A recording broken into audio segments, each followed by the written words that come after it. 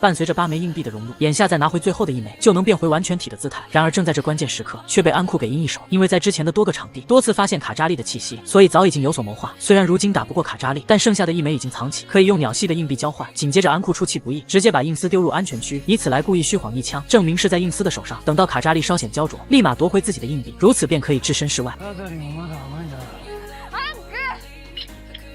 然而让印斯陷入危险，比奈自然不会愿意，用蛮力抢走这2枚硬币。眼下没有力量的安库根本没有办法奈何对方。虽然安库找到办法，果断用铁链捆住比奈，却依旧没有任何办法。等到夜幕逐渐降临，又差点因为比奈的蛮力变得诚惶诚恐起来，并且即使到睡觉的时候，比奈也把硬币攥得很紧。安库显得很是苦恼。同时伊达来到料理店，意外看见曾经的后藤竟然在料理店中工作，两人便逐渐开始谈心。后藤觉得不配成为英雄，所以才开始向印斯学习，并且也想成为弹骑。而伊达一眼看出原因，便倒出很多的易拉罐，主动用武器进行射击，但有着很强的后坐力，因此让后藤尝试一番。眼下后藤得好好锻炼，才能驾驭这样的武器。同样在不久前的片刻，小安意外的遇见印斯，虽然不想要插手进来，却终究还是于心不忍。尽管小安背叛印斯，但是遭遇他人的胁迫，印斯还是可以理解。而安库让印斯当诱饵，对小安而言也非常过分。之前之所以检举别人，都是由于缺少信任感。然而即使到这种程度，印斯也依旧信任安库。此时很是兴奋的卡扎利对于噬域怪很是满意，由于是复合型的噬域怪，力量也是相当的奇特。然而力量的种类越多，暴走的可能就会增加，但那样也未必不可，因为肯定会吸引来印斯，得到最后的核心硬币。很快随着噬域怪的行动，双方都很快得到消息。安库也相信如今的印斯肯定会去打倒噬域怪，最终双方也如愿碰面。印斯立马变成大拖把，然而不出片刻的时间，由于腿部出现的伤势，一时间印斯陷入苦战。经过几回合的战斗后，伊达及时赶过来帮忙，随后立马以骑士的姿态不断发起猛烈的进攻，并且很快召唤出钱币，一举打出不错的伤害。伴随着伤害的不断叠加，成功救出其中的人类。但是域怪突然发狂，就连伊达也不是对手，再加上释放很多的水母，两人一时间有些难搞。正在这千钧一发之际，李忠及时赶到这里，拿出之前保管的硬币。眼下只有帮印斯的话，才会愿意交出鸟系硬币。安库艰难地做出选择，只限于这一次使用。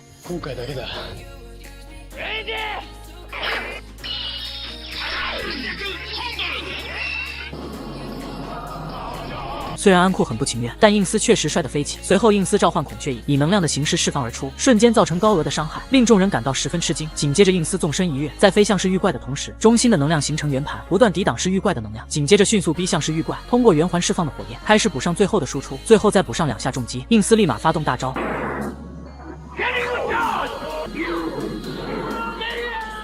伴随着战斗落下帷幕，伊达捡到很多的大漏，而安库更是漫不经心，注意力全在印斯的身上。果然，随着战斗的结束，立马拿回专属的硬币。和印斯之前想的一样，安库直接融入到躯体，瞬间释放出原来的羽翼，可仅仅出现片刻的时间，显然是某种特别的原因。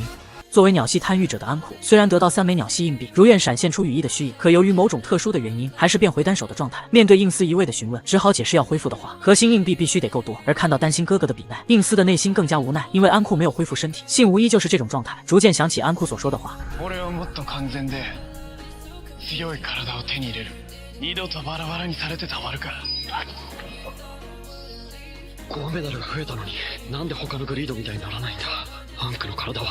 在众人谈话的过程中，得知到拳击馆的团体为冈村的退役包场这里，因为冈村有疾病在身，再加上年龄已经很大，所以面对冠军的决赛，冈村也不得不选择放弃，选择过上普通人的生活，为此召开记者发布会。然而在前去的途中，类似安库的手臂出现，开始释放红色的羽毛，显然并不是真正的安库。转瞬间安库有所察觉，很快随着饭局的开始，冈村开始和大家告别，可即使是在吃饭的时候，也会受到病症的影响，手脚会不自觉的颤抖。原来冈村曾经脑震荡，导致脑干的神经连接难以建立正常的联系，连日常生活都难以维系。但冈村还是很不甘心，就连武田也感到很可惜，想要在最后的决赛上和冈村来场真正的对决。然而这一切都没有办法，身体都已经残破不堪，唯有告别对决的擂台。可是冈村一旦离开，拳击手都会面临窘境，似乎背后有什么隐情。因此看到冈村的欲望，贪欲者立马投入硬币，强大的噬域怪开始诞生。很快众人有所察觉，随后印斯去叫安库，却早已经消失不见。而已经行动的噬域怪开始袭击冈村的朋友，并且将健康灵活的右手直接弄到冈村的手上，示意冈村站上擂台。安库同样看到这一幕，再加上众人已经赶来，虽然印斯没有怀疑，可其他人却不这样想。正当战斗开启之际，噬域怪突然闪烁光芒，变身真正的鸟系噬域怪。鸟系贪欲者就只有安库，瞬间怀疑到安库的身上，一时间安库百口莫辩，但还是要先解决噬域怪。可从未对战过这种类型，两人根本没有办法，再加上还能喷射火焰，实在没有应对的方案。于是让后藤帮忙协助，伊达立马召唤加农炮。虽然噬域怪前来干扰，好在印斯上前拖住，给伊达争取足够的时间。不料噬域怪真正的目的其实是帮冈村实现欲望，伊达不得不调转炮口。等到战斗落下帷幕，后藤立马让小机械追踪，说出心中对安库的猜疑。可安库如今百口莫辩，而应思还是相信安库，因为不像安库的行事风格，更何况如果能制造出来，那么之前早应该制造，再加上之前的卡扎利能够制造复合的尸玉怪，应思也就没有过多怀疑。但深知背后真相的安库，心里一直是感到害怕。等到夜幕逐渐降临，尸玉怪开始袭击人类，夺取人们右手的能力，帮助冈村的右手恢复，众人很快有所察觉。然而当应思恢复清醒，安库早已经消失不见。很快根据受害者的指引，伊达和后藤率先赶到，随后变成骑士的姿态，在和后藤默契的配合下，利用绳索将尸玉怪拿下。而安库竟然十分的大方，将鸟系连组给应思使用。接着在两人苦战之际，应思及时的抵达战场。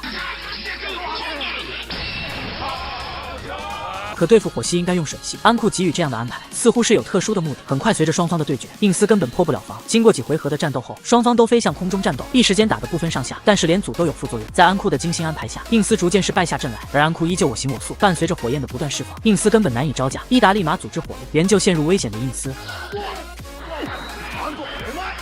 所幸在烟雾弹的掩护下，三人很快逃离战场。眼下安库这样的行为势必会加深三人的怀疑。同时在刚才战斗的场地，红色的羽毛也缓缓落下。